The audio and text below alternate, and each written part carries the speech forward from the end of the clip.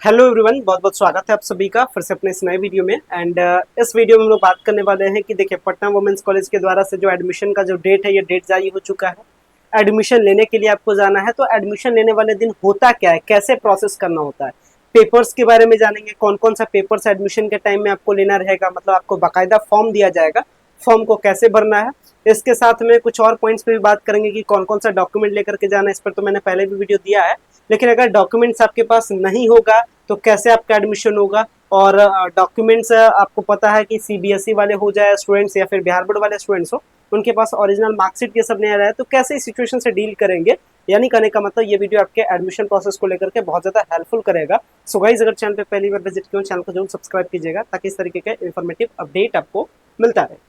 Start करते इस video को। और वीडियो के कंटेंट के अकॉर्डिंग अगर सबसे पहले मैं बात करूं, तो पटना वुमेन्स कॉलेज के द्वारा से जो एडमिशन है वो 12 जून से स्टार्ट है। मतलब पटना वुमेन्स कॉलेज में 12 जून को सबसे पहला एडमिशन का फर्स्ट फेज है, और ये इस दिन एडमिशन होगा वोकेशनल कोर्स का। ठीक है, वोकेशनल कोर्स करने का मतलब बीबीए का एडमिशन, बीसीए का एडमिशन, बीएमसी का, माइक्रोबायोलॉजी, ये सारे कोर्स का 12 जून को है। फिर 13 जून को डेट रखा गया, फिर 14 जून, इसके बाद 15 जून को फिर एडमिशन है। मतलब एडमिशन का जो पहला फेज है ये 15 जून को क्या हो जाएगा, खत्म हो जाएगा। मतलब फर्स्ट मेरिट लिस्ट वालों का ये 15 जून को खत्म होगा। हालांकि इंग्लिश वालों का बचेगा, उनका मान के चलिए 17 जून या उसके बाद का टाइम, मतलब मोटा मोटी मान के चलिए, ऐसे मान के चलिए 17 जून तक जो फर्स्ट मेरिट लिस्ट वालों का एडमिशन है ये कंप्लीटली खत्म हो जाएगा। फिर सेकंड मेरिट लिस्ट आएगा। सेकंड मेरिट लिस्ट कब आता है इसके बारे में भी बात करेंगे। तो ये जो डेट शीट है, ये डेट शीट एडमिशन का है, और ये पटना वुमेन्स कॉलेज की वेबसाइट पे जो नोटिस आती है उस नोटिस में बताती है। थोड़ा सा सेकंड मेरिट लिस्ट के बारे में थोड़ा सा चर्चा कर लेते हैं, तो अच्छे से समझ में आएगा कुछ चीजें। देखिए, अभी आपको पता है, जैसे एक एग्जाम्पल बता रहे हैं, एक एग्जाम्पल के तौर पे बता रहे हैं, इसी तरीके से सारी कहानी को सेट कीजिएगा। जैसे वोकेशनल कोर्स का आया, देखिएगा यहाँ पे है, और यहाँ पे देखिएगा ये वोकेशनल कोर्स का मेरिट लिस्ट है। मैं इसको ओपन करता हूँ। ये वोकेशनल कोर्स का मेरिट लिस्ट है, और वोकेशनल कोर्स का जो एडमिशन है ये 12 जून को है। 12 जून को जैसे ही वोकेशनल कोर्स का एडमिशन होगा, इसके बाद 13 के शाम होते होते तक इस वोकेशनल कोर्स का सेकंड मेरिट लिस्ट भी आ जाएगा। ठीक है, मतलब सेकंड मेरिट लिस्ट लगभग लगभग ऑलमोस्ट सारे सब्जेक्ट का सेकंड मेरिट लिस्ट आएगा। हाँ, ये डिफरेंस होता है कि कुछ कुछ सब्जेक्ट में सीटें खत्म हो जाती है तो एक दो कैंडिडेट का नाम आता है, और कुछ कुछ सीटें में सब्जेक्ट जब ज्यादा होती है तो इसी तरीके का कट ऑफ आ जाएगा। ठीक है, मतलब सब्जेक्ट में अगर सीट ज्यादा बचा तो इस टाइप का कट ऑफ का सीरीज आ जाएगा, और अगर सब्जेक्ट में सीट ज्यादा नहीं बचेगा तो कट ऑफ का सीरीज नहीं आएगा। तो डिपेंड करेगा, आप अप टू डेट रहिएगा। अगर आपका अभी फर्स्ट मेरिट लिस्ट में कट ऑफ मैच नहीं किया है या नाम नहीं आया है, मतलब अगर आपका फॉर्म आईडी नहीं मेंशन है, इसका मतलब आपको अप टू डेट रहना है पटना वुमेन्स कॉलेज से। और मैं आपको आगे वाले टाइम में सारा कुछ बताऊंगा भी। ठीक है, मेरा कहने का मतलब ये है कि देखिए, सेकंड मेरिट लिस्ट कब आएगा, तो फर्स्ट मेरिट लिस्ट का जिस दिन एडमिशन होगा उसके कल शाम होते होते तक तो फर्स्ट सेकंड मेरिट लिस्ट हमेशा आता है। जैसे अगर आप बीसीए के लिए सेकंड मेरिट लिस्ट का इंतजार कर रहे हैं, तो ये 12 को एडमिशन है, मतलब मान के चलिए 13 के शाम होते तक सेकंड मेरिट लिस्ट बीसीए का, बीएमसी का, बीबीए का, ये सब का आ जाएगा। तो कब सेकंड मेरिट लिस्ट आएगा ये आपको आइडिया लग जाएगा। उसी तरीके से 15 जून को एडमिशन है बीए वालों को। 15 जून का एडमिशन किसका है, बीए वालों का। यानी इसका जो सेकंड मेरिट लिस्ट है ये 16 जून को शाम होते तक हार्डली मेरिट लिस्ट आपके पास में रहेगा। ठीक है, 16 जून के इवनिंग होते तक मेरिट लिस्ट आपके पास। तो सेकंड मेरिट लिस्ट कब आएगा ये आइडिया आपको लग गया होगा। ठीक है, और सेकंड मेरिट लिस्ट में परसेंटेज भी घटेगा, डिपेंड करेगा सीट पे। अगर सीट ज्यादा बचेगा तो कम परसेंटेज घटेगा, मतलब अगर सीट ज्यादा बचा तो ज्यादा परसेंटेज घटा। जैसे करने का मतलब, अभी जनरल वालों के लिए बीए में कट ऑफ है 70%। मान लेते हैं सीट बहुत ज्यादा बचेगा तो जनरल वालों का कट ऑफ आ जाएगा घसक करके 65%। तो ये डिपेंड करता है सिचुएशन पे, सीट पे। और ये सबसे इंपॉर्टेंट है कि अभी वोकेशनल कोर्स का तो सीट बता दिया गया है, लेकिन रेगुलर कोर्स में किसी को ये एग्जैक्टली नहीं बताया गया है कि किसको कौन सा पेपर मिल रहा है, ये तो वहां पे बताया जाएगा। चलिए अब आगे बात करते हैं। सेकंड मेरिट लिस्ट पे पॉइंट हो गया डिस्कस। अब बात करते हैं एडमिशन के प्रोसेस पे। एग्जैक्टली एडमिशन का प्रोसेस रहेगा कैसे, इसको मैं एक कहानी के तौर पे समझाता हूँ। चूंकि मैं तो हर साल एडमिशन के प्रोसेस में रहता हूँ, हर साल मैं सारा एडमिशन का प्रोसेस देख कर रखा हूँ, तो इसलिए मैं ये आपको लेक्चरेट कर रहा हूँ। ठीक है, ताकि चीजें समझ में आ जाए। सबसे पहली बात जान लीजिए कि एडमिशन जिस हॉल में होगा, एक एग्जाम्पल लेते हैं, ये एडमिशन का हॉल है। ठीक है, यहाँ पे एडमिशन होगा, और ये मेन गैलरी है पटना वुमेन्स कॉलेज का, और इधर साइड में क्या है, क्लासेस हैं। क्लासेस हैं, इधर साइड क्लासेस होता है, ये एक एडमिशन का सेक्शन है समझिए। ठीक है, आप यहाँ से एंट्री कीजिएगा। ठीक है, यहाँ पे इधर साइड में एडमिशन होता है, इधर क्लासेस है। आपको क्लासेस में बिठाया जाएगा। ठीक है, आपको इस तरीके से क्लासेस में बिठाया जाएगा, और यहाँ पे एक स्टाफ होगा। वो स्टाफ क्या करेगा, ये स्टाफ आपको क्या करेगा, एडमिशन का फॉर्म देगा। क्या देगा आपको, एडमिशन का फॉर्म देगा, एएफ देगा, एडमिशन का फॉर्म देगा। जिस एडमिशन के फॉर्म को आप भरते हैं, ठीक है। मतलब एडमिशन का फॉर्म कौन देगा, ये समझ में आ गया। तो एडमिशन का फॉर्म आपको मिलेगा, इसको आपको क्या करना है, फिलअप करना है, इसको भरना है, और इसके साथ में जितना भी आप डॉक्यूमेंट लेकर के आए वो सारा डॉक्यूमेंट इसको पिनअप कर देना है, ठीक है। डॉक्यूमेंट को पिनअप कर देना है। इसके बाद ये जो हॉल आप देख रहे थे, मतलब आप फॉर्म भरिएगा और यही क्लास में बैठ करके आप वेटिंग कीजिएगा अपने टाइम का। यहाँ पे एक अनाउंसर रहेंगे जो अनाउंस करते रहेंगे कि 75% वाले चलिए अंदर चलिए। तो आप क्या कीजिएगा, जो भी क्लास में बैठे रहिएगा सुनते रहिएगा, उस क्लास से करते हुए आप यहाँ से क्या कर जाइएगा, इस एडमिशन हॉल में क्या कर जाइएगा, एंटर कर जाइएगा। जैसे ही एंटर कीजिएगा, जो आप पूरा फॉर्मेट मतलब एडमिशन फॉर्म डॉक्यूमेंट ये सब कुछ दिए हैं वो यहाँ पे दीजिएगा। इसके बाद वो आपको भेजेंगे, यहाँ पे कई सारा कंप्यूटर सेक्शन रहेगा, ठीक है। इस तरीके से लगभग 10-12 कंप्यूटर का सेक्शन होता है। वो आपको वो पहले क्या करेंगे, यहाँ से एडमिशन फॉर्म आप दीजिएगा, यहाँ पे कुर्सी लगी होती है, आप क्या कीजिएगा, कुछ देर आप बैठिएगा। इसके बाद वो जो एडमिशन फॉर्म होगा यहाँ पे दीजिएगा, वो आपका एडमिशन फॉर्म जमा ले लेते हैं, ठीक है। और यहाँ पे कई सारा कंप्यूटर का सेल होता है लगा हुआ। इसके बाद वो आपका नाम अनाउंस करते हैं, जैसे मान लेते हैं आप रोशनी है, ठीक है, तो आपका नाम अनाउंस करेंगे कि रोशनी आप जाइए 5 नंबर काउंटर पे, ठीक है। तो इसके बाद आप यहाँ से डॉक्यूमेंट इनसे रिसीव कीजिएगा और फिर 5 नंबर काउंटर पे चले जाइएगा, ठीक है। तो यहाँ वाले जिस काउंटर पे कहेंगे जाने के लिए उस काउंटर पे जाना है। फिर जैसे ही काउंटर पे जाइएगा आप अपना पेपर वेरीफाई करेंगे, वो आपका सारा पेपर चेक करेंगे कि पेपर चेक है कि नहीं, सही है कि नहीं, पेपर चेक होगा। इसके बाद जो आप फॉर्म भरे हैं पटना वुमेन्स कॉलेज के साइट पे, उस वाले से वो मतलब फॉर्म आईडी से वो सारा आपको दिखाएंगे कि देखिए अपना पापा का नाम, मम्मी का नाम, डेट ऑफ बर्थ सब कुछ सही है ना, सब कुछ सही है, तो वो सबमिट कर देंगे। जैसे ही सबमिट हो जाएगा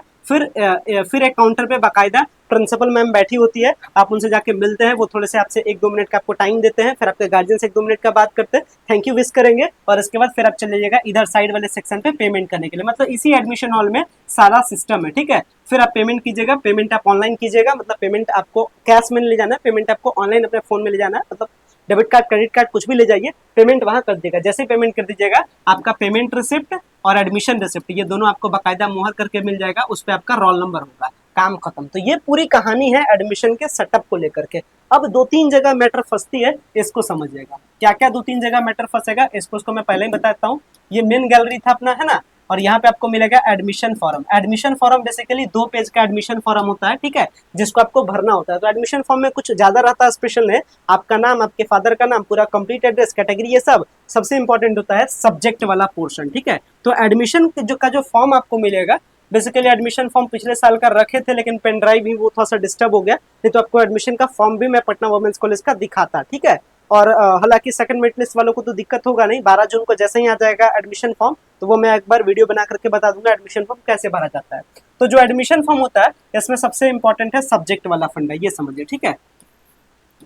तो ऐसे समझते हैं सब्जेक्ट होता क्या क्या है, ये समझिए। सब्जेक्ट आपका सबसे पहला जो सब्जेक्ट है, जो मेन पेपर है, इसको हम लोग सीसी कहते हैं, या कहिए कोर कोर्स पेपर कहते हैं। CC1 जैसे पहले सेमेस्टर में आप क्या पढ़िएगा, कुल मिलाकर के जो कोर्स है, अगर आपका वोकेशनल कोर्स है तो ये 3 साल का है, मतलब अगर आपका BBA BCA ये सब है तो 3 साल है, और अगर आपका BA BSc BCom है तो 4 साल है। तो 4 साल करने का मतलब हर सेमेस्टर में आप एक कोर कोर्स का पेपर पढ़ते हैं। तो CC1 CC2 इस तरीके से अगर आप 8 सेमेस्टर पढ़िएगा तो 8 कोर पेपर, अगर 6 सेमेस्टर पढ़िएगा तो 6 कोर पेपर। तो सबसे पहला तो आपका CC1 पेपर के बारे में पूछेगा कि आपका क्या मेन पेपर है, कौन सा कोर कोर्स आपको है, तो वो तो वही पता चल जाएगा आपको कि कौन सा कोर कोर्स मिला है। मान लेते हैं आपको कोर कोर्स मिला है पॉलिटी, तो आपका पॉलिटी क्या हो जाएगा, कोर कोर्स हो जाएगा, पॉलिटिकल साइंस भर दीजिएगा।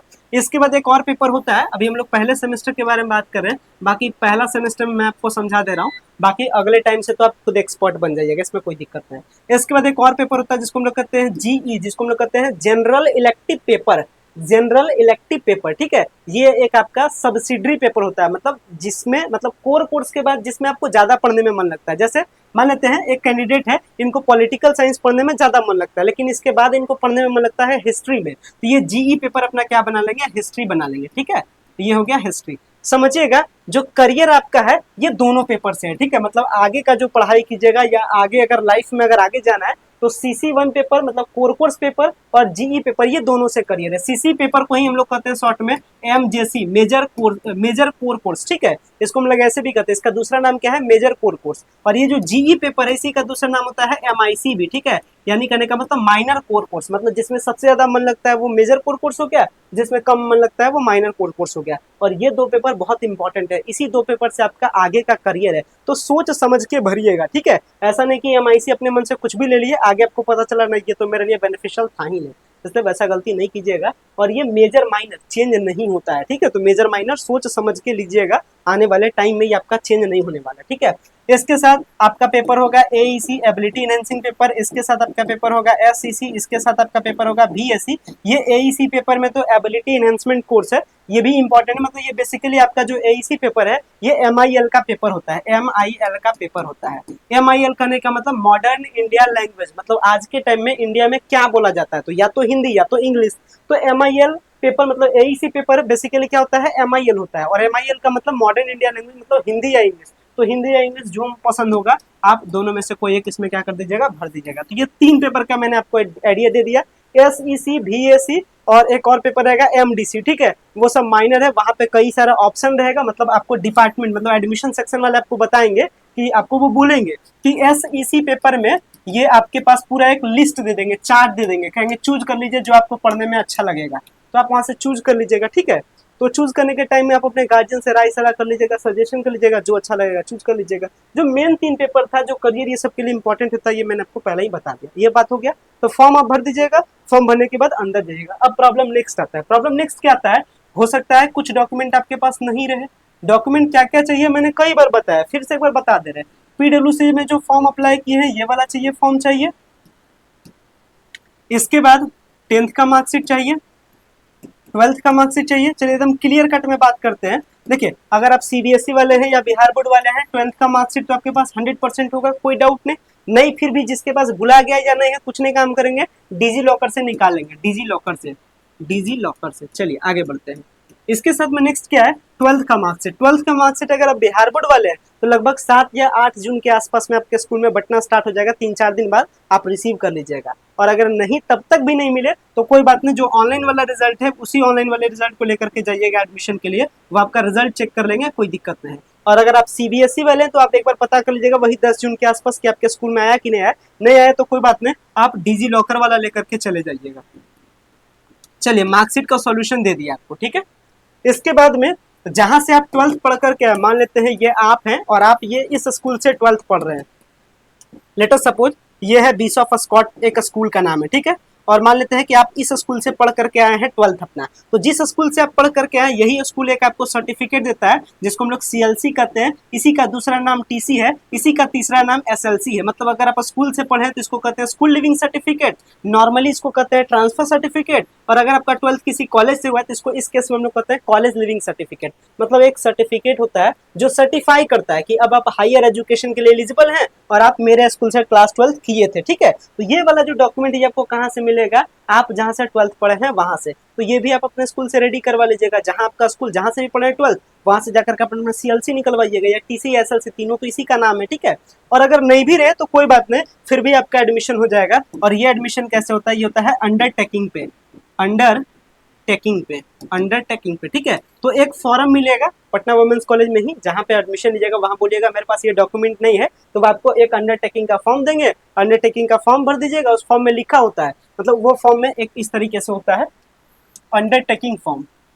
अंडरटेकिंग फॉर्म किस चीज के लिए है, अगर आपके पास कोई डॉक्यूमेंट नहीं है तो इस सिचुएशन में एक फॉर्म होता है जिसका नाम है अंडरटेकिंग फॉर्म। अंडरटेकिंग फॉर्म में लिखा होता है आई, आपका यहाँ ब्लैंक रहेगा, अपना नाम भरिएगा, मानते हैं रोहिणी, तो आप नाम भरिएगा I Rohini Kumar, this is to, वहां लिखेगा। और यहाँ पे एक डॉक्यूमेंट का चेक मार्क रहेगा कि कौन कौन सा डॉक्यूमेंट आपके पास नहीं है। मान लेते हैं लिखा रहेगा सीएलसी, आप कहिएगा आपके पास है या नहीं, नहीं रहेगा तो आप टिक कीजिएगा, ठीक है। और यहाँ पे आपको साइन कर देना होता है। इस फॉर्मेट में लिखा होता है कि ये सारे डॉक्यूमेंट मेरे पास नहीं है, मतलब जिसमें आप क्रॉस कीजिएगा इसका मतलब ये सारे डॉक्यूमेंट नहीं है और मैं 10 दिन में ला करके जमा कर दूंगा, 15 दिन में ला करके जमा कर दूंगा, मतलब बिना डॉक्यूमेंट का भी एडमिशन पटना वुमेन्स कॉलेज में हो जाएगा। लेकिन कौन कौन सा डॉक्यूमेंट मोस्ट इंपॉर्टेंट है जिसका बिना एडमिशन नहीं हो सकता, ये जान लीजिए। तो ये सबसे मोस्ट इंपॉर्टेंट आपका है कास्ट सर्टिफिकेट, मतलब अगर आप रिजर्वेशन से फॉर्म अप्लाई किए थे तो आपको कास्ट सर्टिफिकेट चाहिए ही चाहिए। चलिए ये डॉक्यूमेंट वाला कंडीशन इसको कंप्लीट कर लेते हैं।